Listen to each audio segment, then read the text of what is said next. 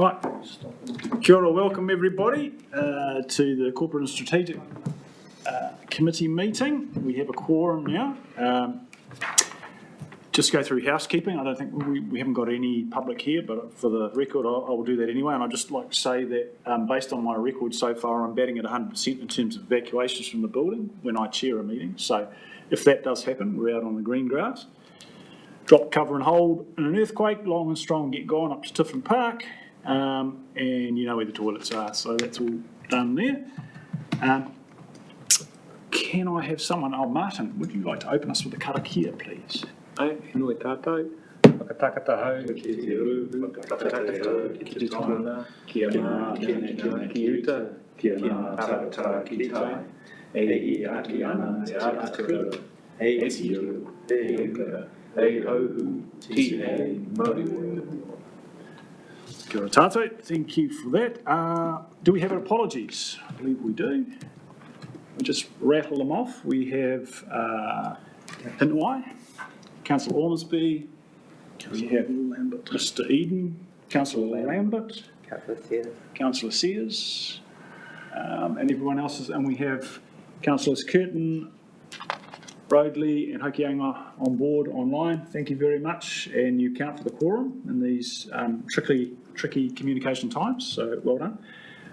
Can I have a mover for accepting the apologies, please? Councillor McIntosh and a seconder, Councillor Williams. All those in favour? Aye. Against? Carried. Thank you. Do we have any conflict of interest declarations? No, if there are none, we'll move on. So we can go to confirmation of the minutes from 20th September. Do we have any comment on the minutes? No comments, so do we have a mover to accept the minutes? I wasn't here. I was only here for part of the meeting, so I did not do it. I'm happy to move. Thank you very much. Do we have a seconder? I'm happy to second those, I was here. So all those in favour? Against? Carried. Right, so what I should have said just by way of introduction, now moving on to the papers, is a couple of things. The only decision items that we have today relate to confirming minutes, so that's an easy job. I do want to record, and I'll do it again later, but particular thanks to both to staff and staff of this organisation and the staff of the Port of Napier Limited for agreeing to hold the Port of Napier briefing as part of the public meeting. This is new and part of our journey towards greater openness. And so I thank everyone who's cooperated to make that happen. I will note, in case the public do come in, and just for the record, whilst it will be public, I won't be accepting any questions from the public in the event that we do have public here. That's my prerogative as the chair. Look, I also want to table something else and it's a matter for the CE, and I haven't spoken to the CE about this. This is not a dramatic thing, but I did notice in going through the standing orders that there is provision for public fora. It's the idea that we would have a time set aside for the public to bring their issues that relate to the terms of any, fall within the terms of reference of any particular committee. So I think that's worth exploring in the context of our efforts to be as open as we can, and this may not be the most compelling committee for members, but I'm keen to have a conversation with the CE and chairs of other committees just to explore whether there are committee or committees where we may want to give that a go. So just table that forward. Sure. No, I think it's a standard part of most committees, so I'm happy to keep that conversation going through you, Chair. Thank you very much. Right, so we can move on to item 4, finance report. And we have Mr. Comba coming up to present that to us. Thank you. Morning all. So presented here the financial report for the first quarter for our current financial year. This is the first time we've done a quarter one report. We usually don't do them because we're still in the midst of annual reports and everything like that. I will make a couple of apologies for a couple of errors that are in that report that I've talked to individuals about. Just in the rates table, the calculation of the year-to-date rates budget was incorrectly done, so we're much closer to budget than actuals than we're supposed to be, and there were some overheads figures in the full year budget missed out in that table there. I can talk to those when I get to there. In terms of business as usual, operating income is slightly behind budget, mainly in relation to Works Group, who have been focusing activity on cyclone-related stuff so far this year. And then on both OPEX and CAPEX and business as usual, that is behind budget as well due to cyclone response or recovery work and also the weather over the first quarter of the year being a little bit adverse. The overall cyclone position is adverse to budget at this point in time. However, the budget was put in at a point where we had very minimal information on how cyclone activity was going to fall across the year, and we're in the midst of doing a lot more detailed work to ensure that the budget is spread more appropriately across the year. And so the Q2 report will have a better position in there, a more accurate budget position. Rates income is actually on track. As I mentioned before, the table doesn't show that, but that's because the year-to-date budget is just too high in there. It should be a quarter of the full year amount. One point to note in there that the penalties that we actually issued this year were less than last year. We issued 12,700 penalties last year. We only issued 11,700 this year. Remissions for both rates and freshwater science are progressing very well, and we're managing to put out a lot of remissions to impacted ratepayers in there. And I'll just say, as had requested previously by the Corporate and Strategic, the format of the Q2 report, we're working hard on that at the moment to get a much better format that aligns more closely to the annual reports and annual plans into there and includes other information. So we're looking at some good examples from other councils around the country and trying to incorporate that in. Thank you, Chris. Look, it's notable that we're seeing incremental improvements in the financial reporting, and really appreciate, as an ex-banker, all those efforts that go into that. So thank you. Do we have questions? Councillor Williams. Thank you, and apologies in advance. I'm going to make a job of asking stupid questions at this meeting so that I can better understand some things that may be of interest to others as well. The first question, although I don't necessarily put that in the stupid category, is paragraph 7. It refers to the fact that our investment income shows a loss of 2.1, the budgeted gain of 4.9, reflecting the uncertainty around the HBRIC dividend. And if I look at the table below, we've budgeted an $11 million dividend over the year. We haven't received the budget or the allocation of that to date. Tell me about the uncertainty. Is that something that we expect to be resolved during the course of the financial year in the way you've just described? Does it hang on what the port does? Can you just talk me through that uncertainty and the degree of risk we see associated with it? So at the time that we were doing the Q1 report, and at the time of September, we didn't have any indication of what the port dividend was going to be, nor any indication of what HBRIC would pass on to the regional council of that. That's all that means. Yeah, so we couldn't accrue anything at that point in time. Since then, the port has issued the dividend much lower than previous expectations, and HBRIC They have had the board meeting and need to agree the transfer over in December of that dividend to HBRC, but it being a lot lower than what our budgeted expectation was. So where do you think that leaves us in terms of risk as opposed to just not knowing yet? Well, last year we were $3.9 million short on our income coming through from HBRIC. I see it being a little bit more than that this year? Susie, do you know? It's not, we just need to be careful with the income we're talking about. That's both through Ashbrook as our investments and the port. So when we talk about this, it's not necessarily just the port, it's a combination. But we are expecting more favourable returns this year than last, off the back of some of that forecasting recently in our investment strategy work. Yes, I understand that that's a long-term position. I just would have thought some of the Ashbrook investments, to the extent you're talking about managed funds, aren't looking spectacular either, are they? So that was one of my questions. So I guess we just need to watch the space. The other question was Cyclone Gabriel recovery, year-to-date expenditure, 2 million on a budget of 23 million. What is it that we budgeted to do in that quarter that we didn't do in that quarter? So a lot of that was we had just spread a lot of the silt and debris task force, the initial work that we're planning to do for the Category 2 remediation. That was all spread evenly across the year. It's going to be lumpy. Yeah, a lot of that stuff will be lumped into the end of the year. So that's what we're going through at the moment, is actually as part of the LTP process as well. It's not just for this year, but it's for future years as well, making sure we're getting the right budgets into the right year.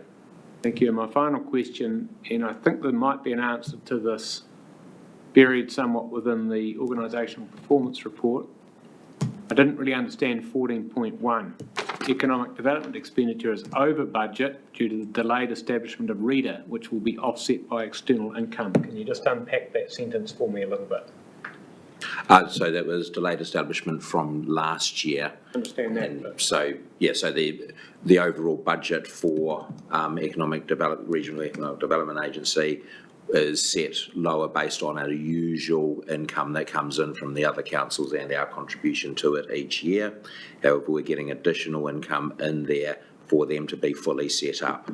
And there, so that delayed establishment, which happened in the first quarter, caused additional expenditure, but that will be offset by additional income.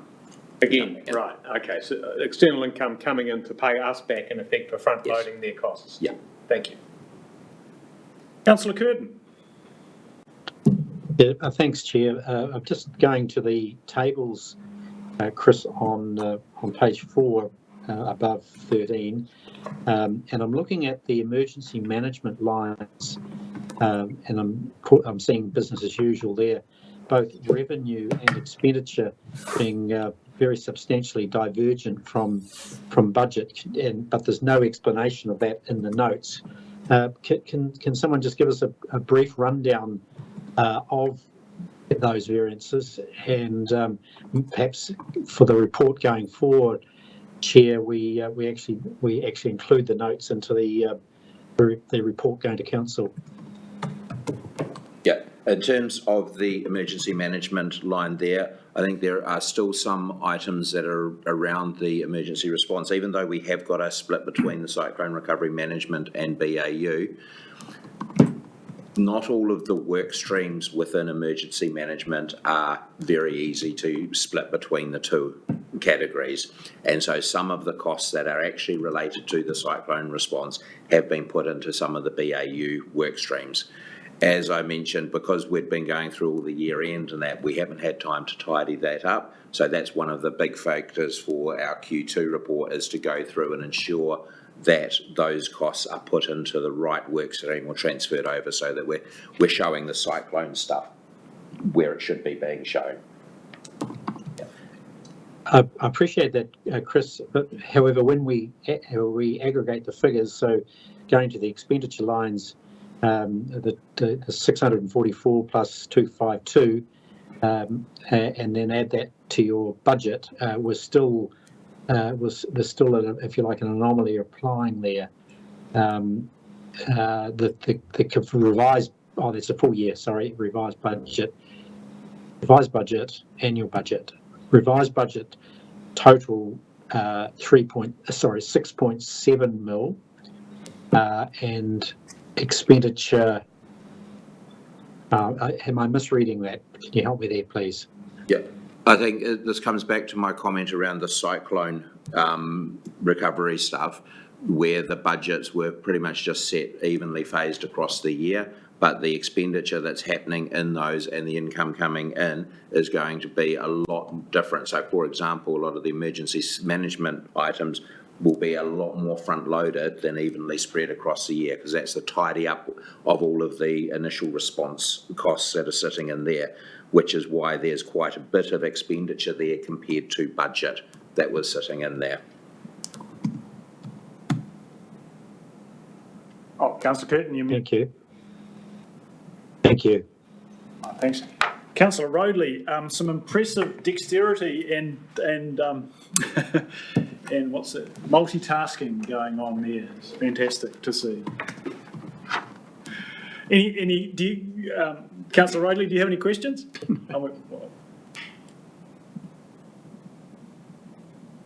No, right, okay. Councillor McIntosh.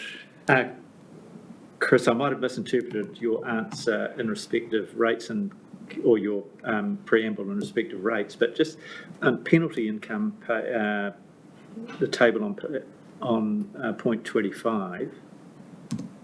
So penalty income actual for 59, budget 82. Is that correct? Yes, so the budget again is spread evenly across the year. Usually our penalty income comes in the first quarter of the year. That would be a better phasing of that. So the full year budget of 330 is what we normally, so that's what our budget was set at for the full year. That's usually set a lot lower than what we actually end up getting in penalties, because we sort of would hope that ratepayers are getting their rates paid in on time and not incurring those penalties in there. Okay, so is there, as a follow-up, is there anything we should be concerned about with that in respect of the size of the number compared to the year-end figure? No. In terms of the actual dollar value, we issued penalties slightly more than we did last year in total, but there were fewer penalties actually issued, the slightly more because of our rates increase for the year. So no, I had to talk to the rates team before I came down here. It's a very normal amount of rates penalties that have been gone in there, and they have been working through, and there's been quite a number of remissions issued on those rates penalties for people that just missed the payment or that. But in overall, we are seeing an expected level, a similar level to previous years in the number of penalties. Thank you. Chris, I have a couple of questions. Firstly, I want to just take you back to the comments around that table that we were just talking about under para 25, and just how far behind budget we are on rates collection. The faulty figures, I believe the fault, so about a total of about 6 million behind. Do you have actuals or better figures than that? So the year-to-date income, our actual income is 10.7 million, our budget is 10.3 million. So we're slightly ahead of budget at this point in time. Thank you, fantastic. Look, and just a couple of points, observations. In the table after point 12, para 12, we have a revised budget, and I'm reliably informed by Susie that revised budget is the existing, so that will be our annual plan plus carry forwards and other recognised income streams. So that's the first time I'd seen that revised budget, but that presumably is what we'll be reporting against from now on. Yeah, it's a very interesting thing, because our annual report at the end of the year is always assessed against the annual plan, which is before any carry forwards from the previous year or any other changes that happen during the year. For example, when you get massive subsidies from the government for doing additional work that you didn't know about at annual plan time. From a management's perspective, we run a revised budget to ensure that those carry forwards are in the budget and any other significant budget changes are there. So we're not explaining a huge number of variances just because we've got extra budget. into there. As part of the overall report back to council, we'll also try to highlight what some of those revised budget changes have been during the year, so that, you know, okay, yes, that's the annual plan, but we're also doing this because of the carry forwards that came in. Thank you, fantastic. And at point 17, table under that, under 17.2, the figures are expressed as net of capital grants. I just wondered whether in future we'd be able to have another column or two columns with the capital grant information. I think it would just help to remind us about what's the underlying business that's going. Okay, I'll make a note of that for the change. Thank you. And that was all for me. So if there are no other, Will, Thanks, Chair. Councillor Foley. Yeah, similar question or two perhaps, but the rates table, you talked about how you've got the full year budget line and you're spreading it across the year, but rates are all due on the 30th of September, so effectively in this period we're talking about. So why would the budget not be the full amount at the year-to-date point? Because we spread out rates, the rates didn't come across the year on an accrual basis. So even though they have actually all paid it on a cash basis, we would spread the income across the year. So that's matching when we actually spend the money. It's from an accounting perspective. Is that the same with what you receive as well then? No, so in terms of what we've actually received in rates, that then reflects into our accounts receivable or debtors positions. And so if we've got a huge amount outstanding there, that would be how you would see that people hadn't been paying their rates. Okay, and just the overheads table, was struggling with that a little bit around the explanation. So overspends in comms, but comms actual and budget line up exactly. Annual software license costs, but ICT is actually lower than budget. So I'm just struggling with the explanation as to the actual numbers in the table. I do notice, I have checked the communications one. Comms should not be in 27.1. They are matching, their actual and budget are both 230,000 year to date in there. And the other one was on the software license cost, which I assume would come under ICT, but could be wrong.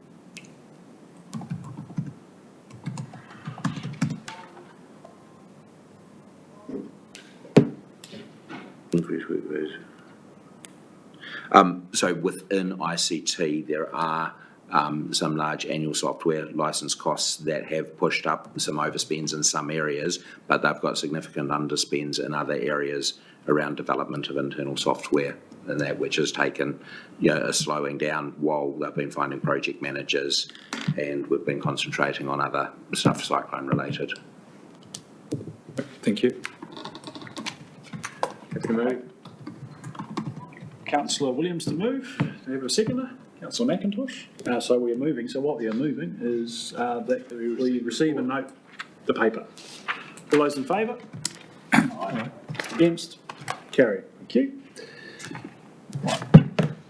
Thank you, Chris. Moving along now, organisational performance report. Look, I just want to say that whilst it might be a bit dry, this is a chance to really get under the hood of engine of this business, this enterprise, this the regional council. And so I think I would take it as positive if we spend a lot of time on this, because it's only through this kind of inquiry that we as governors get to test the system. Over to you, Sarah. Thank you, Chair. I'll take the paper as read. I can just add a few things, and obviously this has been a developing report. We've had it on the go since 2018 as well, so it has gone through lots of iterations, and we do take your feedback on board to improve it, and we'll obviously, with the new long-term plan, we've got another opportunity to revise this as well. I'd just probably like to point out, we don't have our level of service measures in the first quarter. Like last quarter, we felt the first quarter is too early to ascertain whether we're on track with our levels of service measures, so we leave it till quarter 2, and then we can have our mitigations to get things back on track. We have a new section in here of our strategic projects report, which was previously presented to council on a monthly basis, and we have subsequently put it into the organisational performance report on a quarterly basis. So that's a new addition for this report. And probably just following on as Chief Financial Officer, just to reiterate, the financial commentary in here is just on it does not include overheads. It's only on external costs only. So these are what the budget managers have control over. So that's why it looks different. So just worth reiterating that as well. But happy to take any questions. We do have some of our general managers here and also our CFO if there's any questions around the financial commentary. Thank you. Open to questions from the floor. Councillor Foley. Thank you, Chair. I just really wanted to pick up on, in the paper, point 9, our customer experience team received the highest number of calls in a month, with rates being the top topic. And then you go through to the actual report, and it's under corporate services, corporate support, extremely busy quarter. And it gives a bit more explanation and some numbers, but are we able to get any further information on what were the people actually calling about with regards to rates? Was it just, payment options or can you give us a bit more? We usually group them together about rates, but we don't actually break them down about what type of inquiry. Our system's probably not sophisticated enough to go to that level of detail. I'm looking to Susie possibly. What we can do, we will know if it's related to transport, if it's related to rates, or if it's related to, high-level topics. But at the moment, things tagged to rates generally will be, well, how do I pay? Can I pay online? How can I pay over the phone? There will possibly be questions around remissions, etc. But I can find some more detail and share that with you. We do have a monthly internal report I can share with you on that. Great, thank you. Can I just, before we go on, that was a point that I wanted to raise, so thank you, Councillor Foley. My overall impression was that this is, it's a pressure point, and it's both within the organisation, but also it's a good test of the community's mindset, and I think it would be valuable to governors to have more insight from that, and whether it's, and probably just leave it to staff to think about how that. I think the overall sense that I have is that there's valuable information there that we could use to better the organisation if we could only get a better feedback about what the public is, how the public is interacting with the organisation through that call line. Through you, Chair, just another insight. On page 10 of the report under the customer service, we've got the infographics. We haven't included this time, we had trouble extracting it, but the daily feedback gives us sentiment about whether the customer's happy with their interaction with council. And at the moment it's 80%. We only have and it doesn't sound right, good or bad, but it's a positive and negative, and actually having 80% positive for that quarter is actually quite high. Obviously, this is only people who bother to fill in the survey as well. But also, we often have, we didn't have it this quarter, but we have a trend line, so we can actually see the number of interactions as well. So it's just building that picture using the data that we've got available. And that was the note I had on my slide was, can we see the trend, please? Yes, that we just had trouble getting that from Zendesk, and that'll be back in again on for the next quarter. Thank you.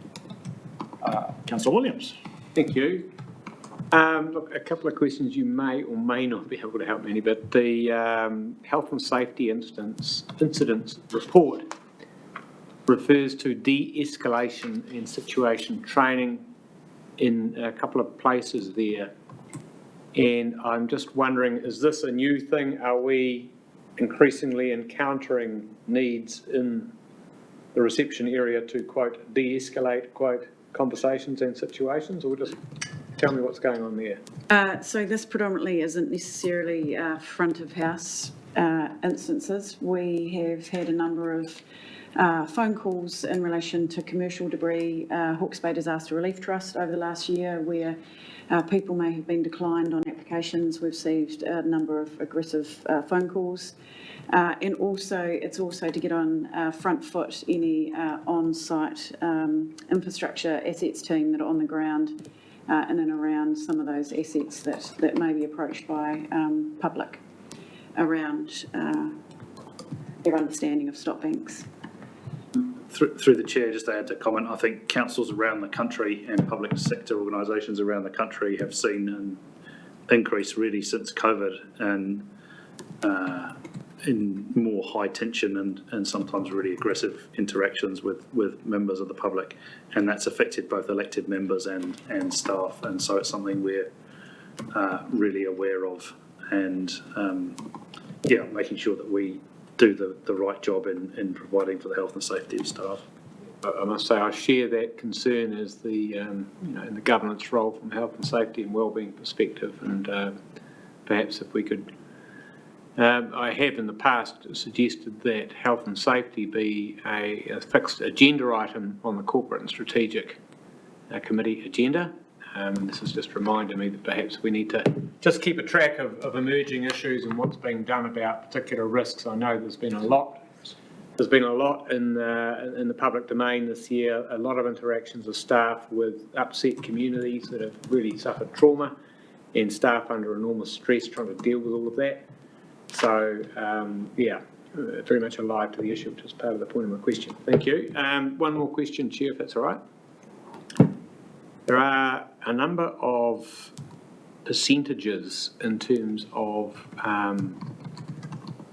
budgets in the Greens. For example, Tangata Whenua partnerships underspent by 99%. Does that mean that Tangata Whenua partnerships only spent 1% of their budget, or does it mean they spent 99% of their budget? I can probably, the budget under there is actually quite small, so 99%. I think they just didn't have any expenses that quarter, so it's Right. the budget. It's a very small budget in there for that quarter as well. So being underspent isn't an area of concern, I don't think. Right. No, it wasn't a pointed question. I'm just wanting to understand, because there's a number of references, budget exceeded by 108%. Does that mean that was for the biosecurity, the maritime safety, overspent by 108%? Does that mean they're 8% above budget, or does it mean that they've doubled the budget? They spent double the budget Right. as this point in the year as well, year to date. So similarly, if compliance and pollution is underspent by 89%, they only spent 11% of their budget. That's how I should be Of reading the this? year to date, yeah. Okay. Of the year to date? Yes. Not for the quarter? Yeah. Aha. Well, it is the year to date, is the first quarter, yeah. Sorry, of the The year, law- yeah, so it is the year to date, right, okay. So that's the way I should be reading those. Thank you. Through you, Chair, if I may, I think there's probably some unhelpful confusion in that the most accurate budget figures that we put in are in the previous report. Yes, and I was trying to Which track coming- these with come from those, the and CFO. I didn't see any numbers that looked like that And low. these are operating comments from managers, and I just think it would be useful for us to go away and think of giving you one source of the truth on those things, and not a double commentary. So, and I think that the previous financial status report is probably the place where that sits. This should be more about performance in terms of measures and work done. So if we could take that away as an action through Alison to have a look at making sure you don't get confusing metrics. That would be great. And my final thing, Chair, unless I'd already said that, I apologise. Other revenue for environmental science, it says it's over budget by 98%, which is double the budget, but it's green. Should that be read? Is that revenue? Environmental science, other revenue. That could be a mistake. Thank you. Thank you, councillor Williams, and we'll go to councillor McIntosh next, and then councillor Rowley, but meantime, Peter Eden, welcome. Kia ora. Thank you. Sorry, my apologies, and this morning I was just in another hui that I needed to go. Thank you. No problem at all, we're just going through the organisational performance report, and happy to dive deep as you want to go. Councillor McIntosh. Thanks, Chair. Just on the health and safety theme again, on page 9 under health and safety incidents, it refers to 9 instances of property damage, most of which were vehicles. Can you give us some context to that? Is that a number, it seems quite a high number in a quarter for me. Is that high?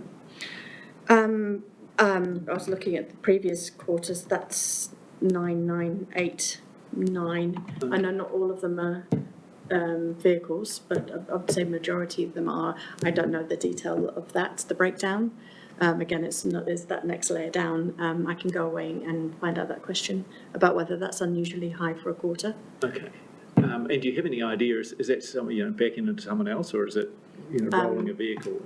Yes, usually something like that. It's usually, backing into another car or into a static, something like that. The other one I had, page 21 under water security, it refers to the council focus on regional governance, ownership and operating models. I'd just be interested in a bit of an update on how that's going.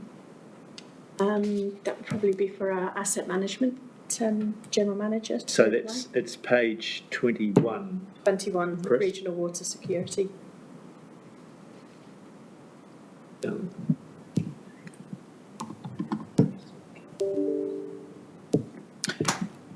Yeah, so happy to provide an update. So what, just generally, or, because we went Really, through it. On that particular point, on points rather, on governance, ownership and operating models.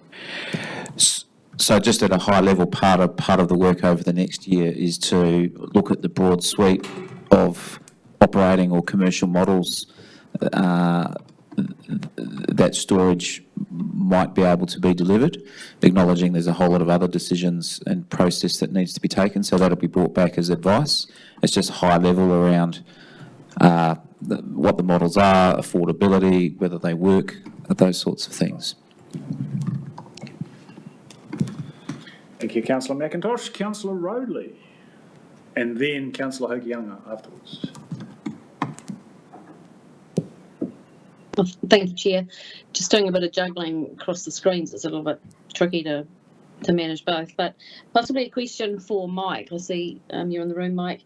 On page 11, the comms and engagement, I was just surprised to see that, and now I can't find the page, of course, surprised to see that the public, so page 11, comms and engagement, the bar graph there that's down the bottom, that the percentage of items and communications logged by audience to general public was considerably lower than previous, and just wondered why that would be, given messages we're trying to get out at the moment. I can speak to that. I think that relates specifically to Facebook interactions, and those are very unpredictable. So they go up and down based on public interest. Sorry, so is that graph showing inward communication, so comms coming in from that audience? No, it's us responding to communications. Right, so embedded in there isn't the call to action, read the annual plan and the other bits and pieces that we're doing? Actually, that's a good question. I'll have to get back to you on that, because I'm not sure, because I think here I'm looking at the 0422, there would be a lot more there. I think you're possibly right. I'll have to get back to you, I'm sorry. Oh, well, I can see that on that same page you've got a separate social media graph there, and it certainly shows a considerable downward trend. I'd like to think that that nice big peak there was when you were doing the Ask Me Anythings, because they were so popular. And yeah, so maybe that's more a reflection of how good the work was you'd done earlier, but it's definitely got a considerable drop off. So Through you, Chair, that big spike is totally related to the cyclone. It's Q3, yeah. So, and the drop-off in Q4 would be a sort of natural drop-off. We now have a full-time social media advisor. I think you'll find that the results moving forward will go back up again. We have someone able to interact with people online. great. That is, when you can compare it back to Q4 of 21, and there's a bit of a trend there, we're significantly lower than that. And obviously there was no cyclone then, but I guess that's on the back of COVID as well. But great to hear, because it is a concern for me when I see a fabulous Facebook post and then you get all the dare we say, the wawaras online crusading and all going unanswered. So great that we've got someone in that role. Thank you, Chair. Thank you, Councillor Oadley. Councillor Hokianga. Hey, thanks for that, Mr. Chair. I just want to circle back around into a point that Councillor Williams raised regarding the Māori partnerships underspend, I guess. I think it's important for us to, at some stage, get some kind of idea on what's kind of referenced us towards the to that underspend. Part of my question is understanding what is the direct relationship with the hapu, not so much within our internal structures like our RPC and our Māori committees. Would be good to understand if there is those types of relationships in existence, and whether that Māori partnership underspend could be directed in some way, shape or form to increasing those types of relationships across those Māori communities, mana whenua, tangata whenua, groups that exist out there that are kind of in and at place. Through you, Chair, the Māori Partnerships team, I think, got pulled in every different direction during the cyclone. So part of the work that Te Wairama is doing at the moment as our interim Te Kaupakarai is pulling that team back together and keeping that really close direction on the work that they're doing to support both the organisation and hapu across the region. So happy to update councillors. They're putting a bit of a 12-month plan together for their work, and happy to update you on that early in the new year. Yeah, thanks for that, Dr. Nick. That will be very useful and very helpful to understand it. And I do acknowledge that they were pulled in different directions, and so I guess they may not have had the direct engagement with our internal structures and committees and RPC and whatnot, but they were on the cold face of that interaction with our communities during the cyclone. So I'm just wondering if they were really resourced to be able to be as effective as they need to. And so I'm probably just curious, like Councillor Williams, around that underspend and whether they were resourced to do exactly what they were sort of asked to do. So thanks for that, and look forward to the feedback in the new year. Got it. Thank you, Councillor Hokianga. Councillor Foley, do you have anything? I know Councillor Curtin's got questions. No, I started, remember. Look, I'd also just note, whilst we're still okay for time, at page 29, we get into the strategic projects exceptions report, and it's a goldmine for, quizzing staff on key activities at the moment. So I just wanted to bring councillors' attention to that and make sure that we don't waste the opportunity. So, Councillor Curtin. Yeah, thanks, Chair. I've just got a couple of questions in regard to the reporting on asset management and then trying to reconcile back to the first quarter reporting, because we had a asset management was 55% of spend our budget in the first quarter. I just want to understand is we're over budget in flood protection work by 26% when I refer to the organisational report. Can I draw a conclusion that the underspend that's reported in the financials is a reflection of coastal hazards underspend, or is there some other explanation? Can Chris answer that?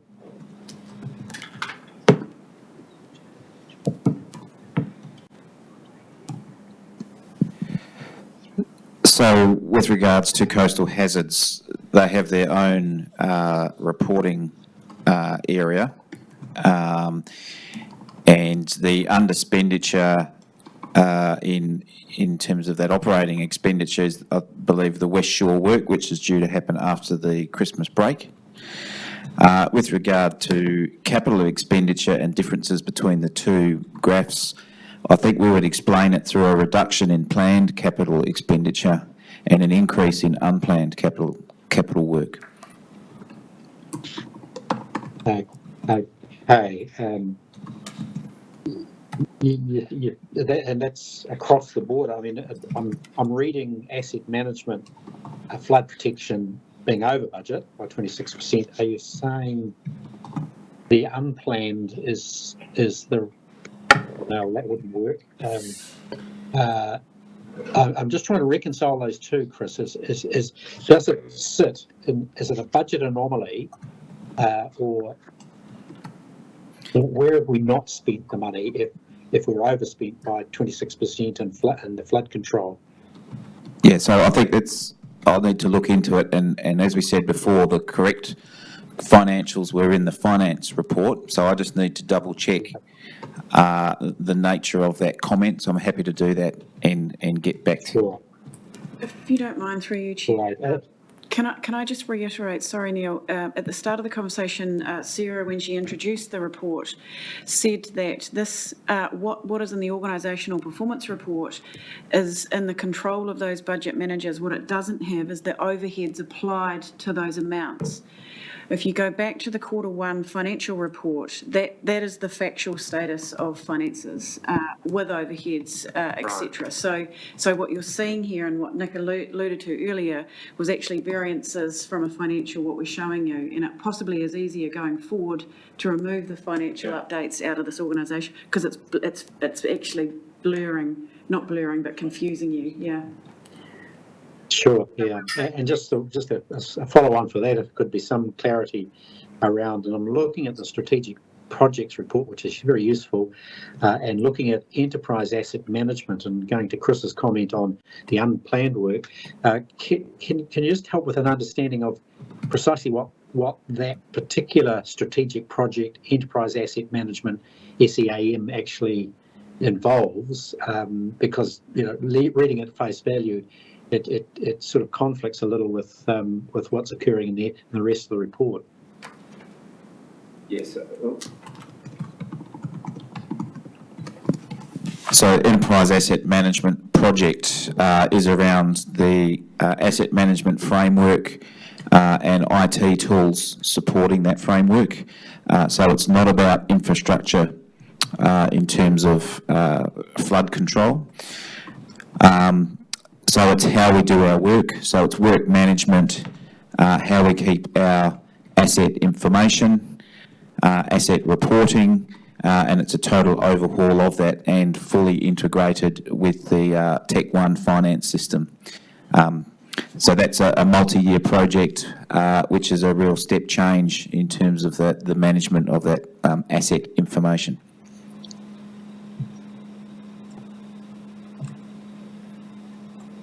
Thank you, Councillor Curtin. Councillor Hokianga, do you have another question?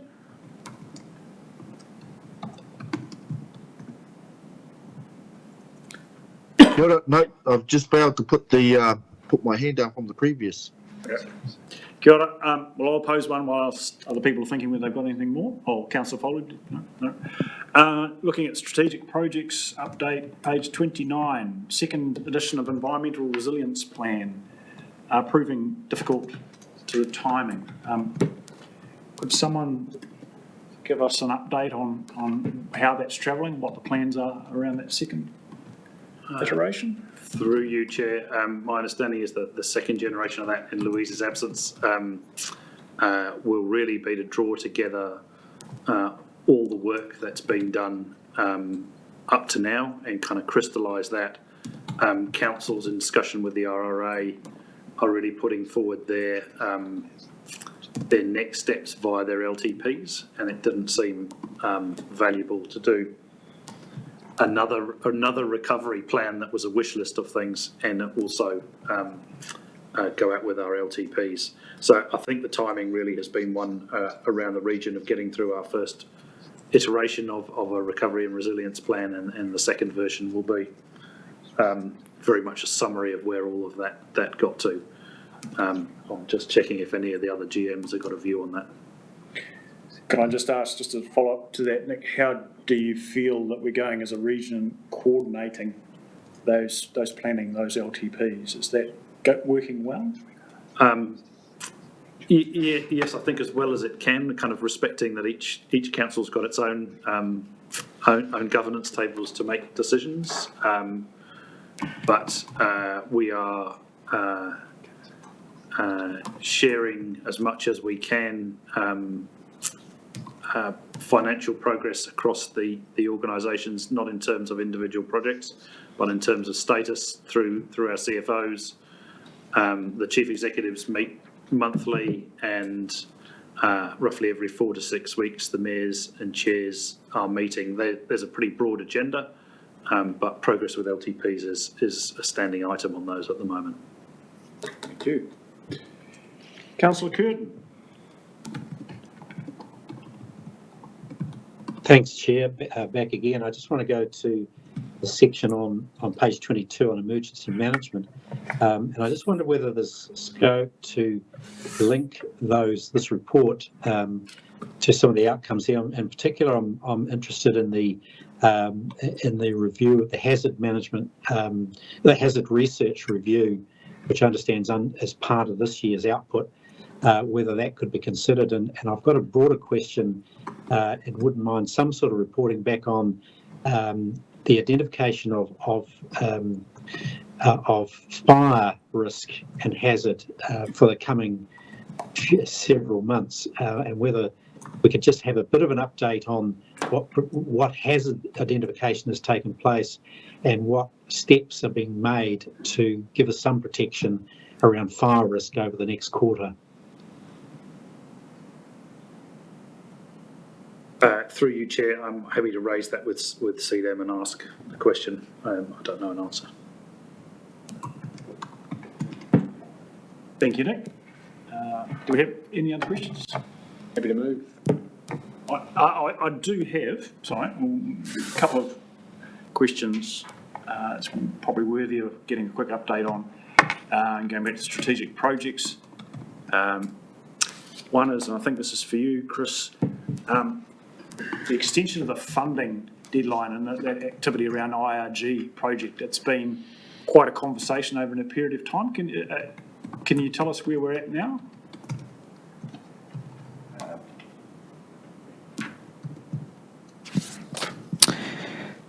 So I'm just finding it on the report. Yep. So certainly what we've done is we've worked with Kānawa to extend out the time frame for some of those projects, and we've also indicated that any further IRG funding would be more usefully spent in other regions over the next 4 years, and the reason is we've got a huge job ahead of us to spend the $250 million package. So that's generally where we're at, and we're continuing to work through some of those projects. For example, we're currently taking, I think, 300,000 cubic metres of shingle out of the Waipawa River and stockpiling, and that's all been funded through the IRG project. So at a high level, we'll continue for another year or so, and then that particular program will close out. you. And one more. Where are we? Yes, question for Susie around the ongoing issue of reconciling FENS data and getting welfare costs back from NEMA. How is that going?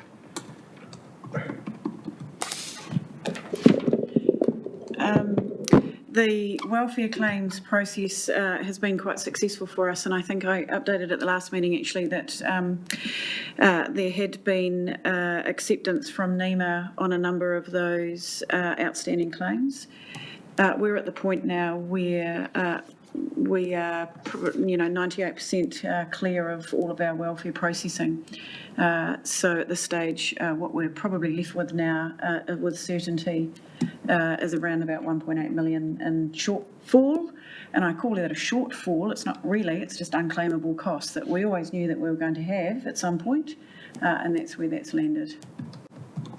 Thank you, Susie. Councillor Roadley.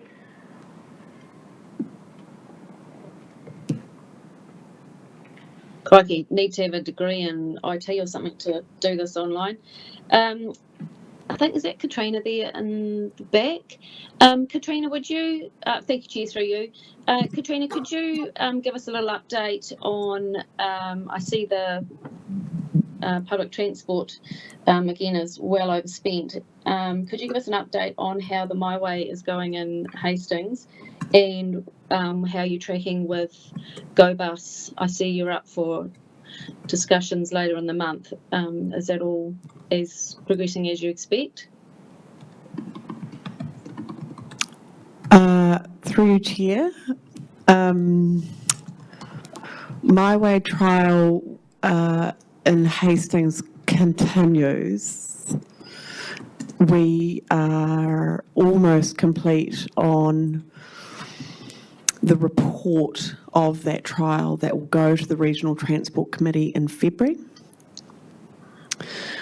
We are about to go out for expressions of interest before Christmas for our new public transport contract that we will be tendering early next year. I'm not sure we're significantly over budget, probably behind on some claims. I need to look at that a bit closer.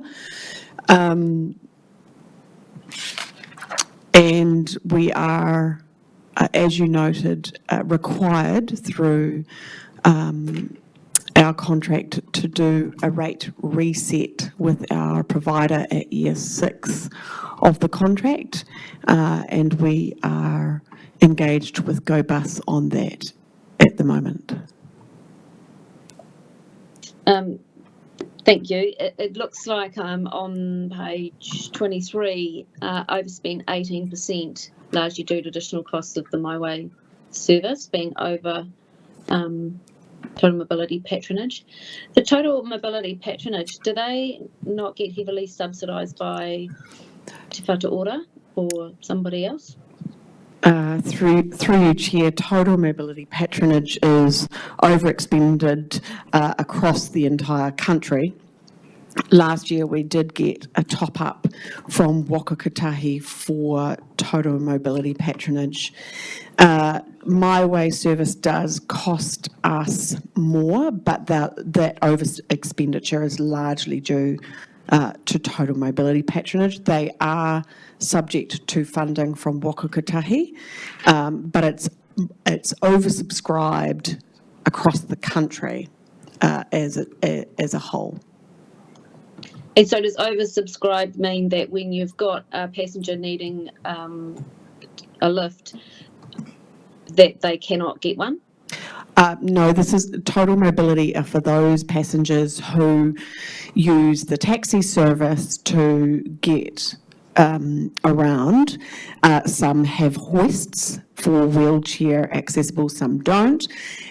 Generally, it's for our accessible challenged community members and for our elderly who can't use the public bus services. They are all using total mobility. By what I mean oversubscribed, I mean the demand for total mobility is well beyond what we'd anticipated as a region. We continue to, people continue to use the service, and it becomes over expenditure that we try to claim some of that back from Waka Kotahi. Ultimately, they too are oversubscribed on the budget, so it is a national problem. One option that we will need to consider going forward is reducing the cap on the fare that we allow for total mobility. Currently it sits at $50. Some regions are reducing that in order to address the expenditure. So what I'm hearing is that the over is actually just in cost, not in our ability to provide a ride for someone who needs a lift. Yeah, two different things. My Way is fine, operating as expected. Through the subsidised fares that was applied to My Way for a short time, we've removed that. It's now back up to full fare. My Way does cost more than a fixed route service. That's one of the aspects that we are looking at in parts of the review. That's separate from total mobility, which is just over budget. Great, I get that. And so just moving on to the normal customers' passenger transport. Am I reading between the lines there on your non-financial report about the continued driver shortages and several routes that are not operating and contingency levels? It's not great reading. I'm assuming that's all part of the appointments with GoBus later in the month. But are we able to just talk about that for a minute, about what's actually happening? If I want to go and catch a bus, can I do it? Yep, through your chair, there is a continued driver shortage in our region. We are impacted by that, and we are working with GoBus to address that as part of our rate reset conversations. We are hoping to address that together with GoBus. I can't discuss that at this point. It's commercially privileged, sorry.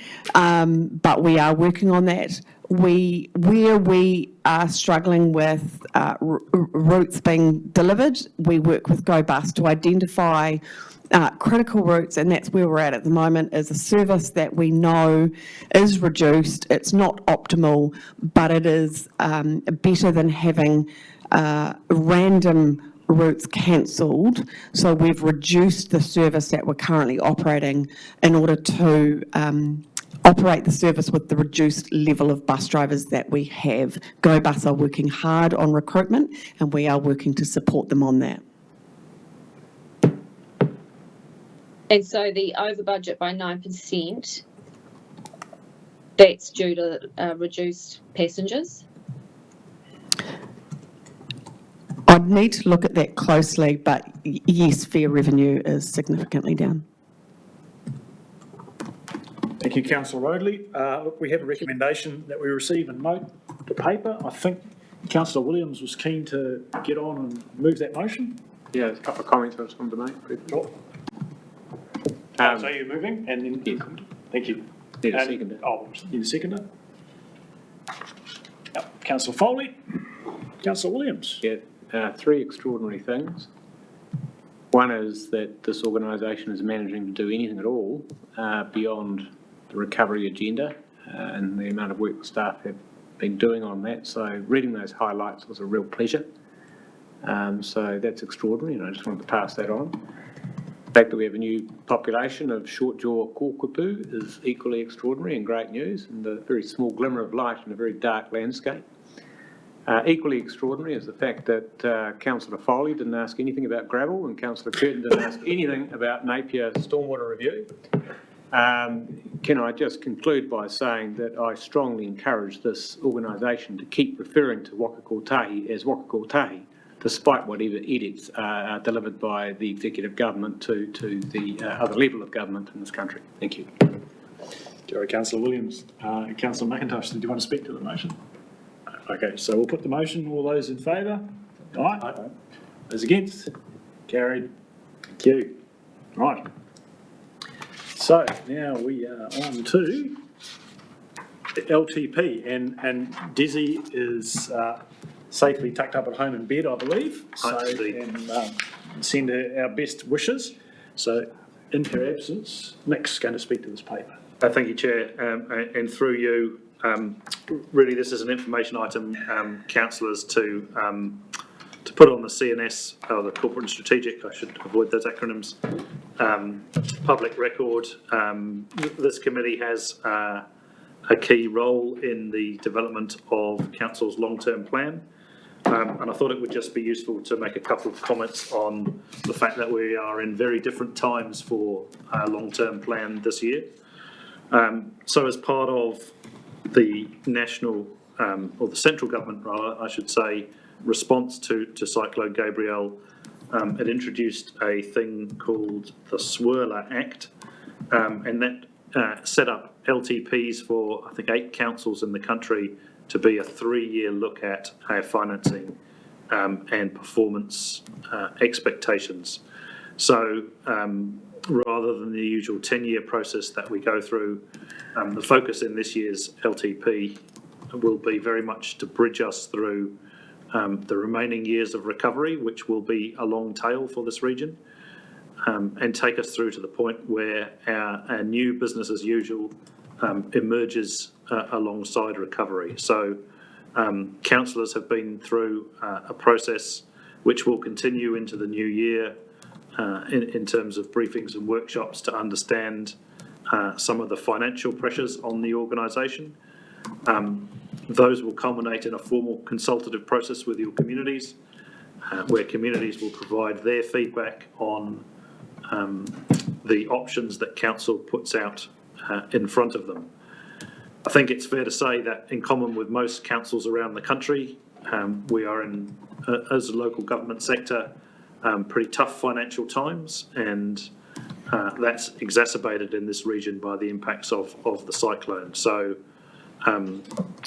the guidance and views of communities are going to be of particular significance for this 3-year plan, given those financial pressures, both on local government but also on household budgets. So that process will commence probably in March next year. The community will be invited to make their formal submissions. There'll be a process of hearings, and then final decisions on rating will be taken in June next year. As part of that process, we would normally go through a really substantial audit via our auditors. We're currently there's no requirement to do that now under the special legislation for cyclone affected regions. We are in discussion with our auditors about them being able to give some high level financial commentary that both provides some reassurance for you as elected members, but significantly also for communities. That's likely to contain a number of additional assumptions just because of the nature of the business that we're in for the next 3 years. So really this paper just puts that information onto your formal public agenda. Thank you, Nick, and I really appreciate that step being taken. There's a lot of work that goes on in the background for staff and governors to get to do the early thinking around that and to grapple with this post-cyclone environment, and we are striving to bring as much of that into the public arena as soon as possible, and this paper is the first step. Councillor Rodley.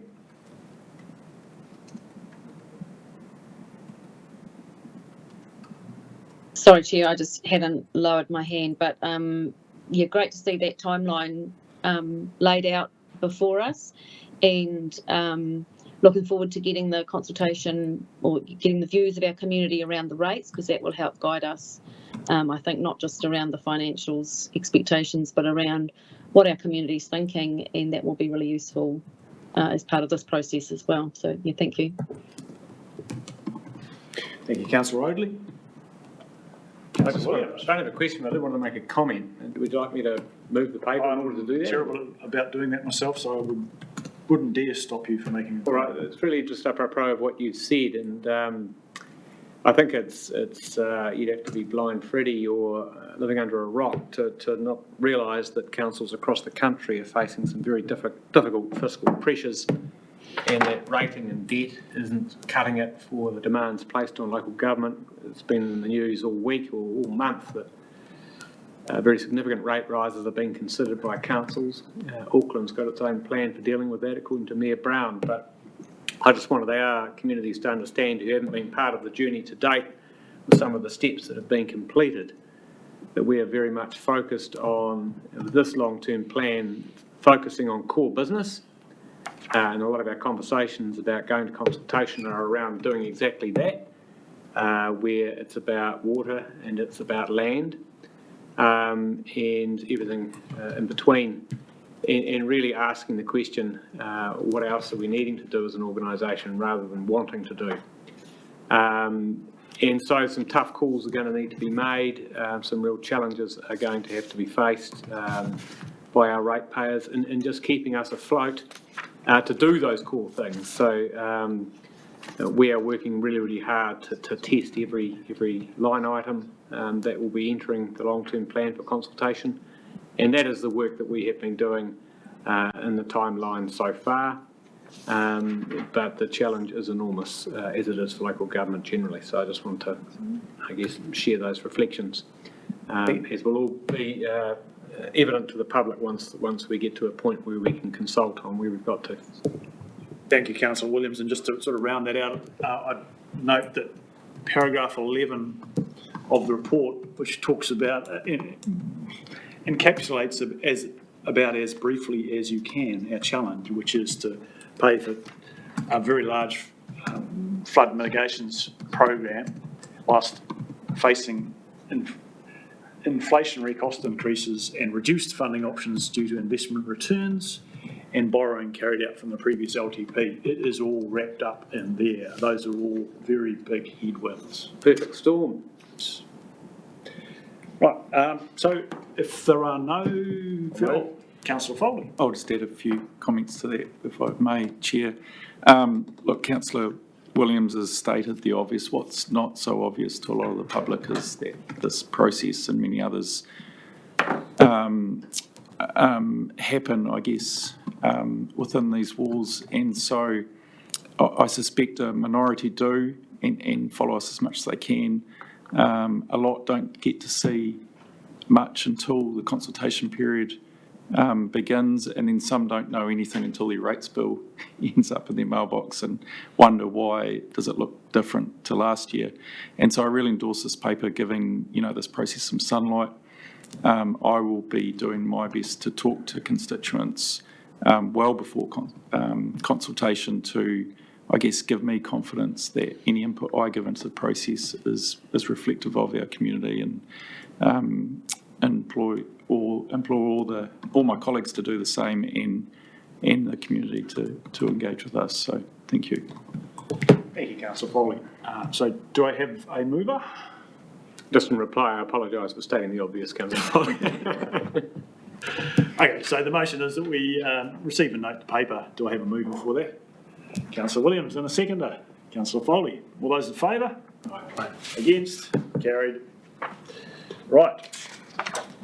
We're slightly behind time, but I believe that the next couple of papers we can probably rattle through and still be on track. So we have Treasury Compliance Report.